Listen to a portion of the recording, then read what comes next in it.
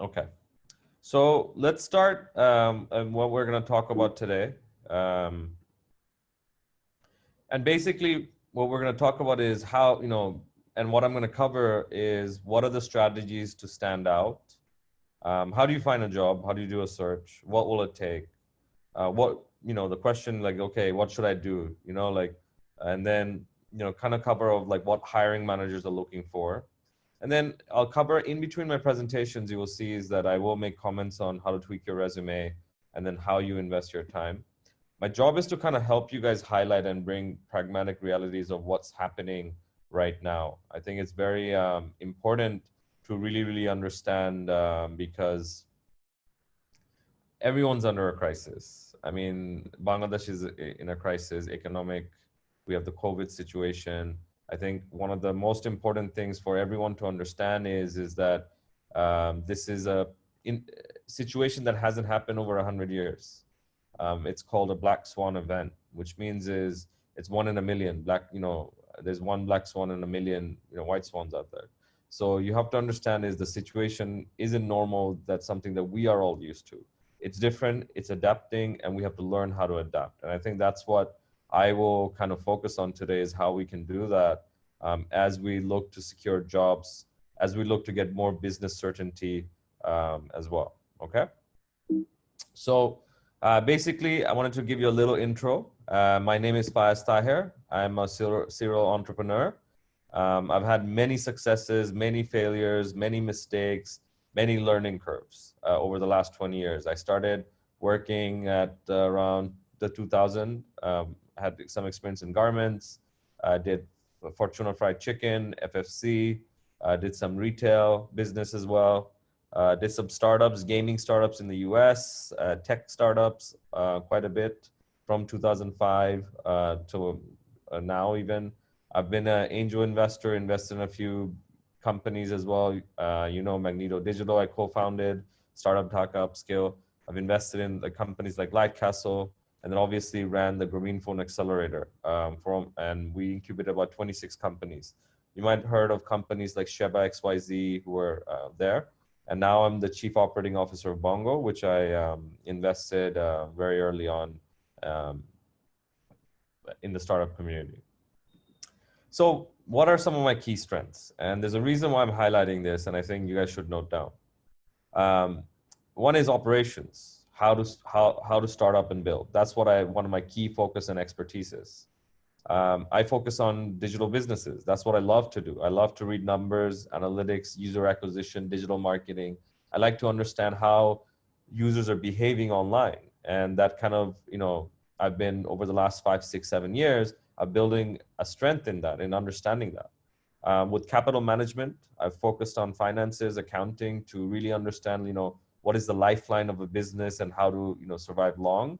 And I also focus on strategic planning, and that's one of my key strengths is because um, it's basically understanding the economics, the environment, and how do we plan to take market share in a target market. And lastly is developing company culture, and how do you improve the company's culture as well as the skill set of employees. These are some of my key strengths, and that's what I've highlighted. I would highlight to other people who are asking, hey, what are you good at? And there's a reason why I'm highlighting that for you guys.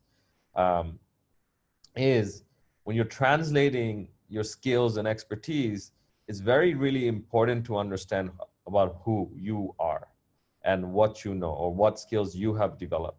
This is something that a lot of people don't internally do. In turn, another thing that people don't do is look at their weaknesses, like how do you convert a weakness into a strength? And that's at a personal level that a lot of people are not doing. And I think that's where the lot of gap is when you're going into interviews or when you're doing job hunting. So all the strengths that I highlighted, how do I translate into skills and expertise? In my resume or resumes, you might see, hey, strategic planning, operations development, data analytics, digital marketing, capital budgeting, people management. These are things that you'll see on a resume. But then how will I highlight those? I think these are some of the things that you guys will hopefully take away and techniques that I'll help you guys today. But the other thing that a lot of people don't do is career goals. before you get out into the job market, before you even think about a job, what is it that you want to do in your life? Like, what is the career that you want? Obviously, entrepreneurs is different from, job holders or professional work life. But like, what do you want to do? You need to set a path and a goal. And one of the biggest mistake that a lot of people do is they don't. The first thing they do is, okay, I've graduated, I'm in university, I need a job. That's it. I need a job. Anywhere, I'll take it. I'll send my resume to 50 different places, and then hopefully one will hit like a bullseye, and then, I'll be happy. That's not how it works. You really need to figure out, okay, what did you study? Or if you are right now, what is your skills? What is your strength? And then where do you want to end up? Like, where do you see yourself over the next 5, 10 years? And you need to chart your career over a time period. And if you don't do that, it makes it very, very difficult. So like, you have a starting point, then you want to, a couple of 3 years, 4 years, you want to feel like, hey, I want to join this company, or this is an aspirational place that I want to work at. Or you don't, and it's okay. Like, you have to kind of figure that out and chart it over 20 years. It could be that, look, listen, there's a company that you want to work with, and that's where you want to, be for your rest of your life. So chart that path. Like, people start without charting that path, and that's a big problem.